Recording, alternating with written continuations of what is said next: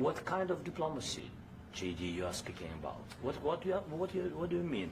I'm talking about the kind of diplomacy that's going to end the destruction of your country. Yes, but if you Mr. President, with respect, I think it's disrespectful for you to come into the Oval Office and try to litigate this in front of the American media. Right now, you guys are going around and forcing conscripts to the front lines because you have manpower problems. You should be thanking the President for trying to bring it into this conflict. Have you ever been to Ukraine that you say what problems we have? I have been to. Count once. I've actually watched and seen the stories, and I know what happens is you bring them on a propaganda tour, Mr. President. Do you disagree that you've had problems bringing people into your military? And do you think that it's respectful to come to the Oval Office of the United States of America and attack the administration that is trying to prevent the destruction of your country? A lot of questions. Let's start from the beginning. Sure. First of all, during the war, everybody has problems. Even you, but you have nice ocean and don't feel now, but you will feel it in the future. God bless. You don't know that. God bless. You God bless. You will not have a war. Don't tell us what we're going to feel. We're trying to solve a problem. Don't tell us what we're going to feel. I'm not telling you. Because you're in no position to dictate that. That's exactly what you're doing. You're in no position to dictate what we're going to feel. We're going to feel very good. You will feel influence. We're going to feel very good and very strong. You will feel influence. You're right now not in a very good position.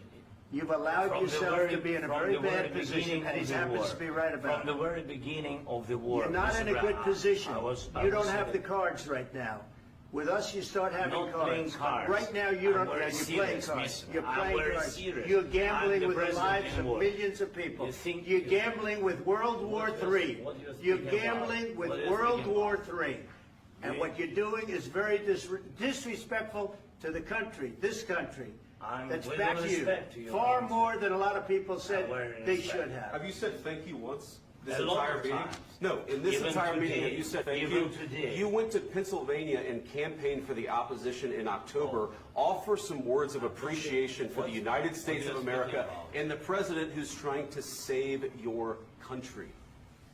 Please, you think that if you will speak very loudly about the war, you He's can... not speaking loudly. He's not speaking loudly. Your country's in big trouble. Can I Wait a answer? minute. No, Can you've I done a lot answer? of talking. Your country is in big trouble. I know. You're not I winning. know. You're not winning this. You have a damn good chance of coming out okay because of us. Mr. President, we are staying in our country, staying strong from the very beginning of the war. We've been alone, and we are thankful. I said thanks You haven't in been this alone. cabinet. You not haven't been only alone. in this We cabinet. gave you, through I this said stupid president, $350 billion. You voted we gave for you your military president. equipment, You and you voted men for are your brave, president. but they had to use our military. What about Vance? If you didn't have You our invited military me- equipment, you invited if me you to didn't speak. have our military equipment, this war would have been over in 2 weeks. In 3 days, I heard it from Putin. In 3 days, this is something Maybe new. less. In 2 weeks, of course, yes. It's going to be a very hard thing to do business like this. I tell you. Just say thank you. I said a lot of times to American people. Except that there are disagreements, and let's go litigate those disagreements rather than trying to fight it out in the American media when you're wrong.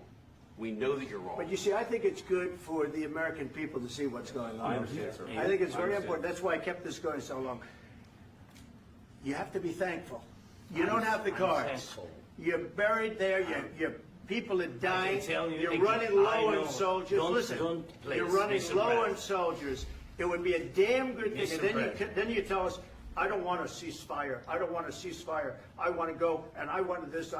Look, if you could get a ceasefire right now, I tell you, you take it so the bullets stop flying and your men stop getting killed. Of course, we want to stop the war. But you're I saying said- you don't want I fire. said to you, I want a with ceasefire. guarantees. Because you'll get a ceasefire faster than an agreement. Ask our people about ceasefire, what they think. That wasn't doesn't with matter me. for you what- That what wasn't is me. it? It That was with wasn't with a you. guy named Biden, who was not a smart person. This That is was your, with, this that is was with your Obama. president. It was your president. Excuse me. That was with Obama, who gave you sheets, and I gave you javelins. Yes. I gave you the javelins to take out all those tanks. Obama gave you sheets. In fact, the statement is Obama gave sheets and Trump gave javelins. You got to be more thankful, because let me tell you, you don't have the cards. With us, you have the cards. But without us, you don't have any cards. One more question